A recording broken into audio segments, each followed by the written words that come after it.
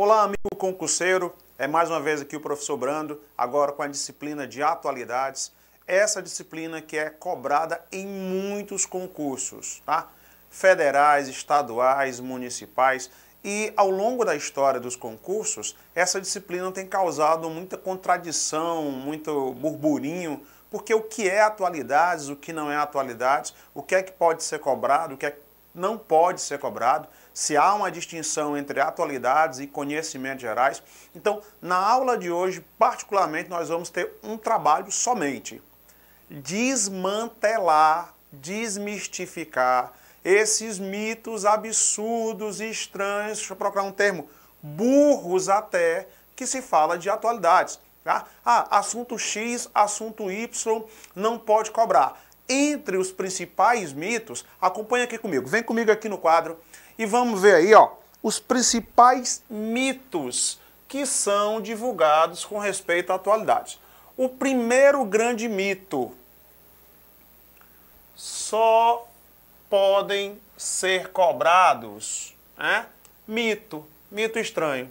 Só podem ser cobrados, né, assuntos dos últimos 6 meses ou dos últimos 3 meses. Eu não sei da onde essa cabeça doentia tirou esse assunto. Isso aqui só pode ser definido mediante uma situação. A banca.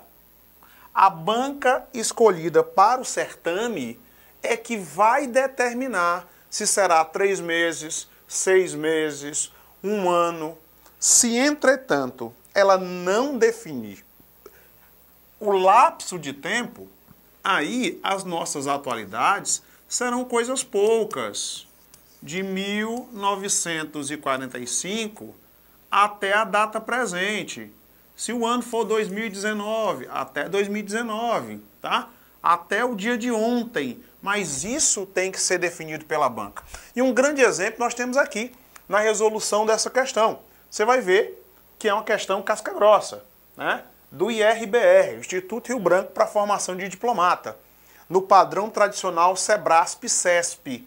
Recordando que SEBRASP, né, o antigo nome da CESP, não é para quem quer não, é para quem pode. Primeiro ele começa com a data, ó, 1988, o que já quebra essa bobagem dos últimos 6 meses, tá? Nós não estamos mais no ano de 1988.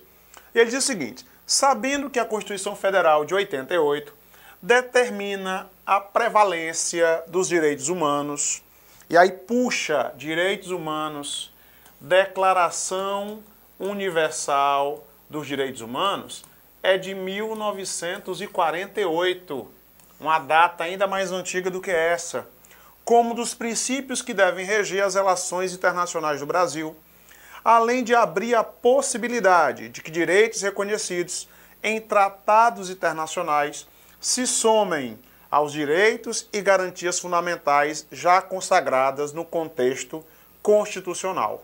E aí você vai julgar os itens como certo ou como errado. Aí o item criado pela Assembleia Geral das Nações Unidas em, ó aqui de novo, 1948, que nem é 6 meses, nem são 3 meses, nem 1 ano, dezenas de anos, décadas, mas continuam válidos. E aí, para desmantelar de uma vez esse mito, essa bobagem, qualquer assunto pode ser cobrado.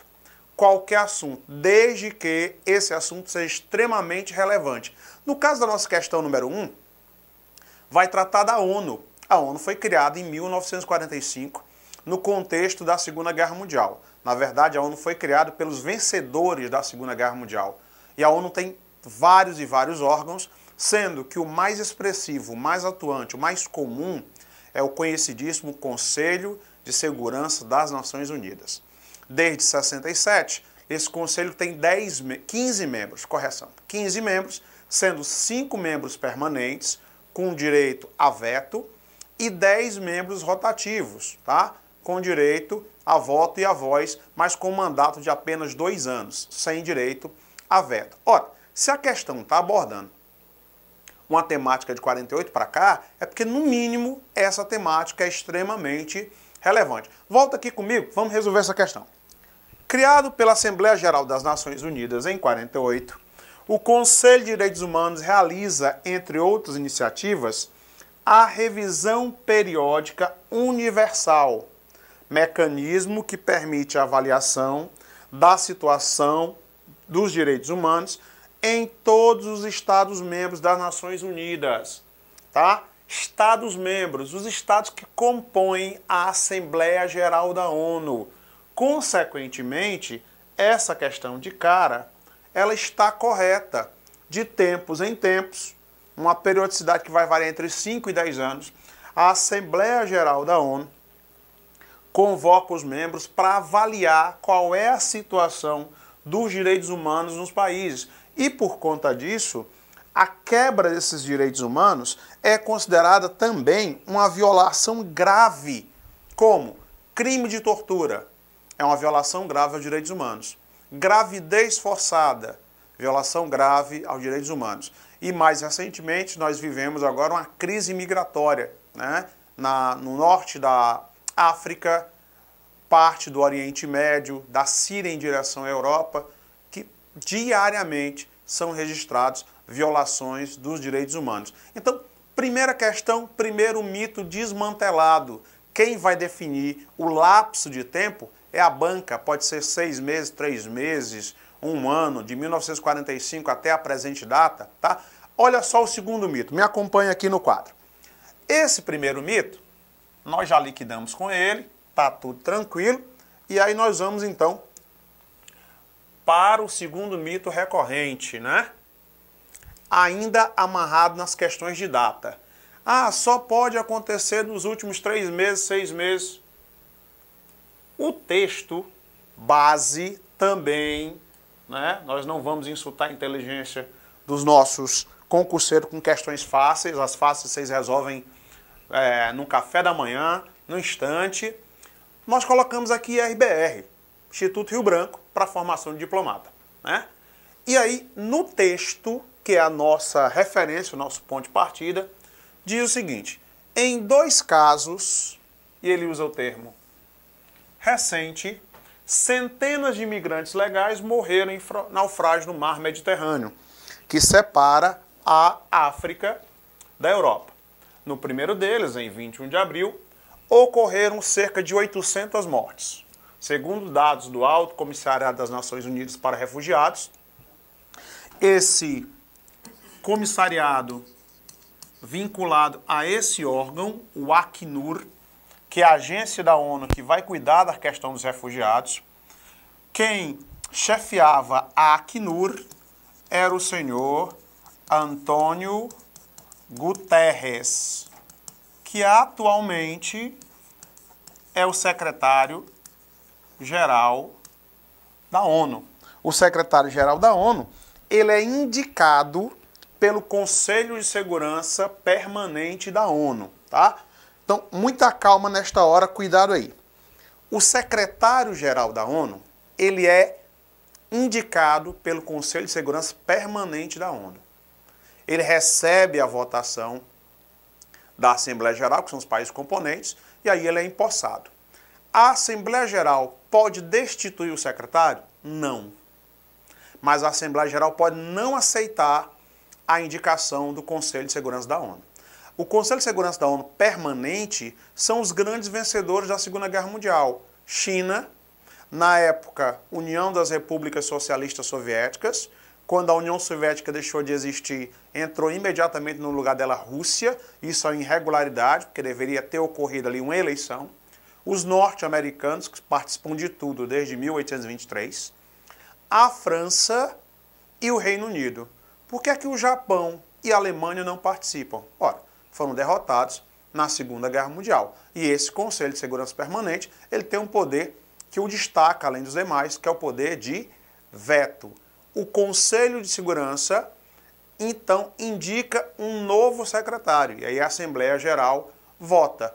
O anterior secretário-geral da ONU era o sul-coreano Ban Ki-moon, né? Agora nós temos o português Antônio Guterres, que presidia a Acnur. Volta aqui comigo para a questão. Olha só. A maior parte, né, dos imigrantes, de novo, cruzam o Mediterrâneo. Você está vendo que ele cita aqui e cita aqui. Então, é o seu ponto de partida. É fazer a correlação do que o texto está nos sugerindo. Especialmente porque as questões no padrão SEBRASP-CESP são as famosas questões conceituais. Então, o conceito demora e, às vezes, não prescreve, diferente de uma questão pontual, né? Aí ele continua. O que se verifica na atualidade é uma grave crise humanitária no mar Mediterrâneo. Principal rota de entrada de refugiados e imigrantes ilegais. Há um destaque aqui de que o refugiado é um tipo de imigrante e o imigrante ilegal é uma outra situação. No continente europeu, a respeito dessa crise, julgue certo ou errado. Até aqui, nenhum problema. Texto tranquilo, né? Elucidativo, claro. Aí vem. A maior parte dos imigrantes que cruzam o Mediterrâneo são originários de países africanos e do Oriente Médio. No caso dos países africanos, especialmente na região norte, o chamado Maghreb, e do Oriente Médio. Regiões onde conflitos armados, miséria, perseguições de toda a ordem, especialmente de ordem religiosa.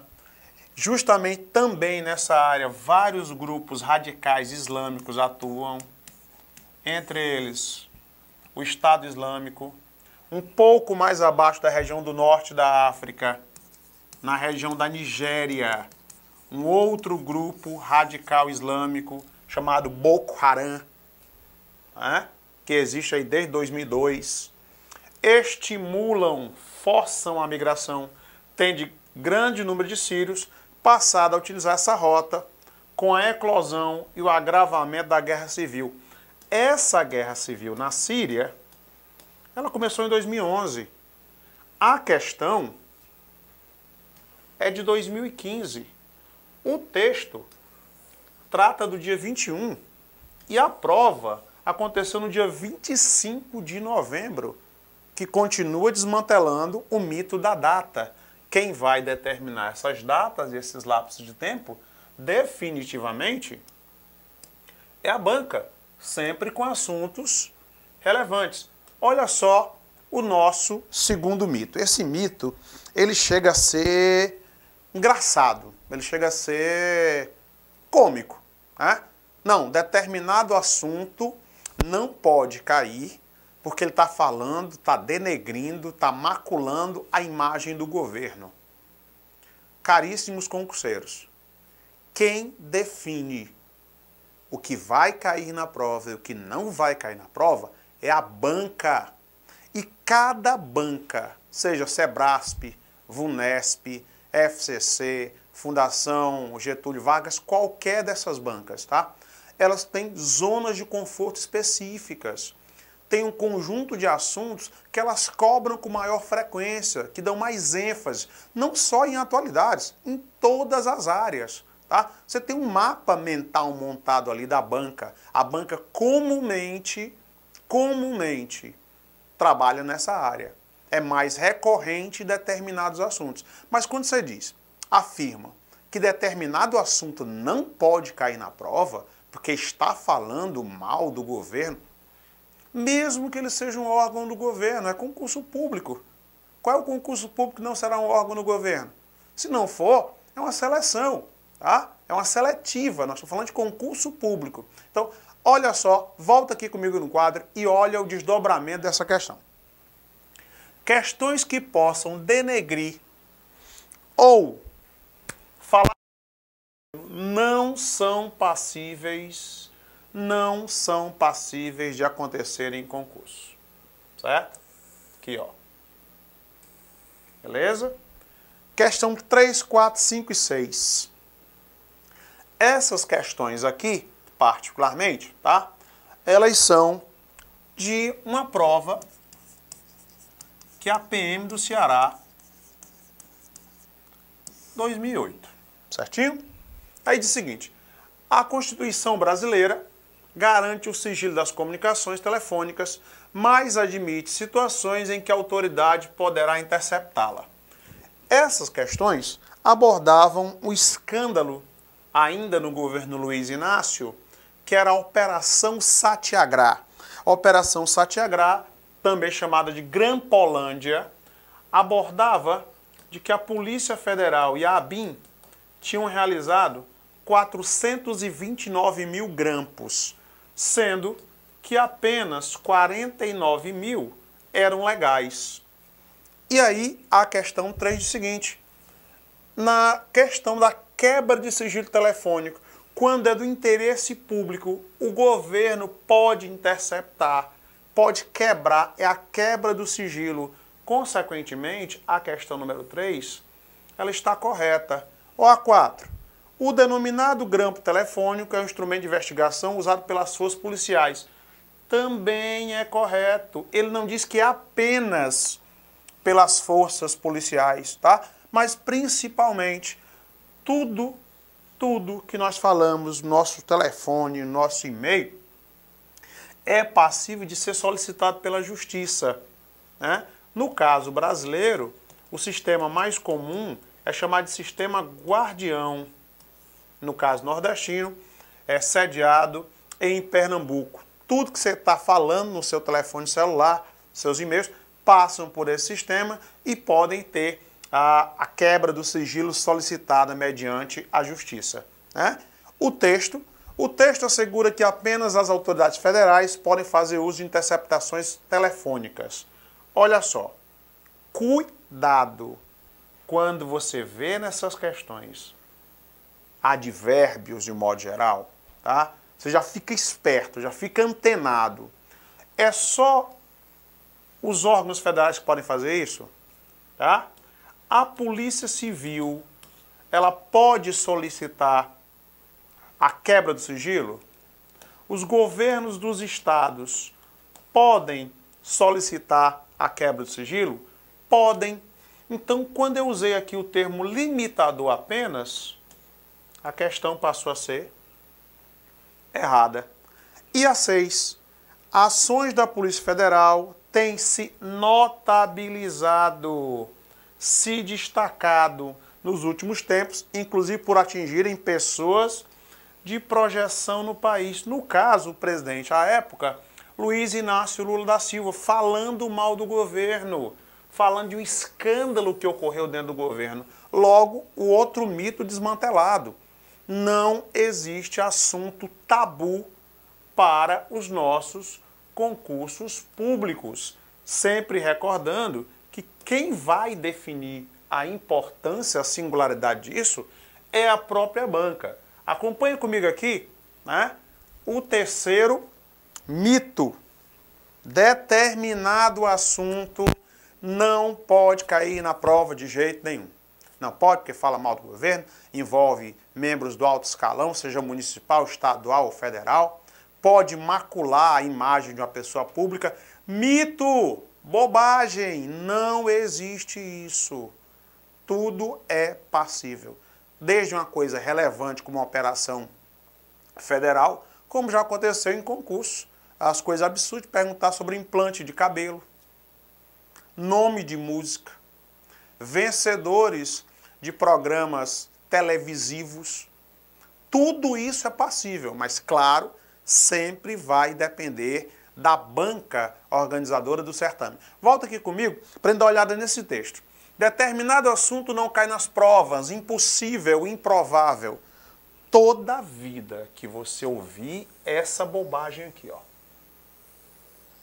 Impossível, improvável, já desacredita, já sabe que é uma coisa que não tem pé nem cabeça. Especialmente porque na necessidade tá? Na possibilidade de você interpor recurso contra a questão, você tem que ter uma fonte bibliográfica. Você não pode incorrer no achismo. Olha o texto. Deflagrada no fim de março e com origem em uma carta anônima, entregue no envelope pardo a Operação Zelotes da Polícia Federal e investiga um grande esquema de corrupção. Olha a data, olha o período. Governo Dilma Vana Rousseff. A Operação Zelotes, que eu não coloquei ela na íntegra, só o cabeçalho aqui para a gente dimensionar. Conselho Regional de Odontologia, né? O nosso Conselho Regional de Odontologia de São Paulo colocou e cobrou a Operação Zelotes. Operação Zelotes envolve isso aqui. O CARF, Conselho Administrativo da Receita Federal. O objetivo do CARF é aplicar multas aos devedores do imposto de renda, a Receita Federal. E essa Operação Zelotes constituía no pagamento de propina de 1 a 10%. Nossa, 1% é muito pouco, depende muito do tamanho da multa, né? Existiam multas ali dessa ordem. 6 bilhões e meio. Então, se você colocar 10% disso, eu tenho 650 milhões de reais. 1%, 65 milhões de reais. Isso é qualquer coisa, menos pouco. Mas é uma operação que fala, desce o malho, desce o cacete no governo. Então, não existe essa bobagem de determinado assunto não cair na prova. Desmantelando mais o mito. E aí, dando continuidade aqui, esse aqui, ó. Ah, esse assunto aí, esse negócio de tecnologia, isso não cai não. Se esse assunto não fosse passível de prova, não estaria nos conteúdos programáticos, tá? Tem lá, no início do edital, conteúdo programático, o conteúdo mais cobrado, pontos relevantes sobre saúde, educação, política, economia, tecnologia, segurança. E aí é um assunto que, estranhamente, pouca gente dá importância. Não, porque eu acho que não vai cair. O maior erro dos concurseiros é o achismo. Você não pode achar. Ou você sabe, ou você sabe. Você não tem a opção de não saber. É concurso, né? É meritocracia, a capacidade de superar obstáculos. Olha esse assunto, volta aqui comigo, para tu ver como um assunto do Ministério Público do Amapá 2015. E muitos concurseiros não dão a devida atenção. Impressiona a velocidade com que surgem novas tecnologias, né? Celulares, computadores, tablets, né? Relógios inteligentes, prédios inteligentes, a internet das coisas criadas em 2014, conexão em tempo real, aplicativos, tudo isso é tecnologia. Algumas delas pouco úteis, né? Pessoas que sofrem da dependência de aplicativos, né? É a chamada cocaína digital. O indivíduo que não pode passar 30 segundos sem olhar para os seus aplicativos sociais, as redes sociais. Aí ele infarta se ele ficar sem internet, sem celulares. E outras revolucionárias. Questão muito tranquila. E o bom dessa questão conceitual é que ela não amarra lapso de tempo. Tecnologia, um assunto cobrado.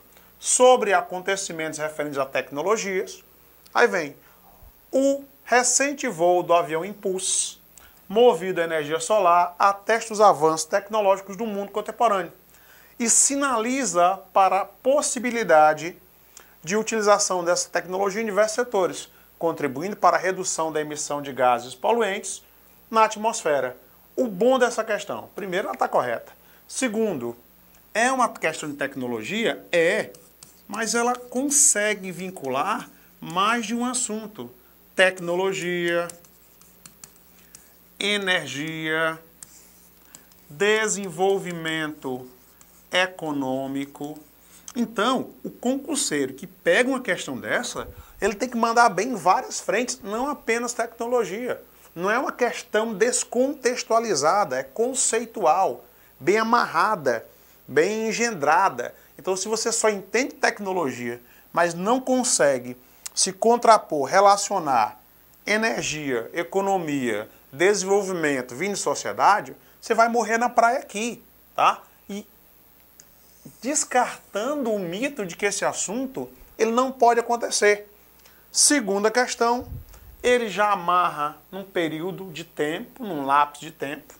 Após 13 anos de uso contínuo, a Estação Espacial Internacional, né, uma iniciativa multinacional, foi desativada. Pronto, isso aqui mata o candidato. Porque se ele não souber de forma específica se a questão foi ou não foi desativada, ele morreu na praia, definitivamente. Por que isso? Tudo isso porque a tecnologia tem vários e vários desdobramentos. Ele coloca numa data, a estação foi desativada? Não, não foi desativada. Continua lá. Já está passando por um processo de sucateamento? Claro que está. Consequentemente, a questão, ó, mais um mito desmantelado com respeito a os assuntos referentes à velha e boa tecnologia. Então, a nossa aula de hoje, tá? Qual foi o grande objetivo dela? Ensinar, definir que não existe assunto tabu. De que lapso de tempo, hora, valores, datas, percentuais são importantes, tá? São pontos de referência. Que os nossos advérbios, quando aparecem nas questões, é para que você fique esperto de que não existe assunto tabu, não existe lapso de tempo, determinado local, assunto que não possa cair, não pode falar mal do governo. Tudo isso é bobagem. Quem determina o ritmo de atualidades e de conhecimentos gerais é a banca. Tradicionalmente, conhecimentos gerais, tradicionalmente, são assuntos relativos à história e geografia e muitas vezes com um período, um lapso de tempo amarrado, né? Período colonial, no caso de história do Brasil, período colonial até o período republicano. Geografia do Brasil, geografia da população do Brasil, conhecimentos gerais. Quando é atualidades, não. Atualidades são pontos relevantes, importantes, que podem ser de 45 até o presente momento. A ONU é de 45. Cai ainda nas provas? Sim. A OTAN é de 49. Né? A Organização Mundial do Comércio, 94. A entrada da China na Organização Mundial do Comércio, 2001. Primavera Árabe, 2010, 2011. Ataque às Torres Gêmeas, 2001, World Trade Center. E o desdobramento disso, a guerra ao terror, guerra ao terrorismo. Todo e qualquer desdobramento, e se a nossa questão trouxer o termo contemporâneo, é hoje, é agora. As questões conceituais tem um lado muito complicado, puxado para o concurseiro, é que ontem ela pode estar errada e hoje está correta. E o contrário, ela podia estar certa ontem e errada hoje, porque a atualidade ela vai acontecendo diariamente. É uma mudança política, é uma mudança econômica, é uma mudança institucional. Tudo que tem desdobramento contemporâneo pode ser puxado de 45 até a presente data, tá? Não vamos cair nessa esparrela, nessa mentira de que lapso de tempo é obrigatório. Não, sempre vai depender da banca. Tiradentes Concurso, Tiradentes Online, junto com você até a aprovação. Até mais!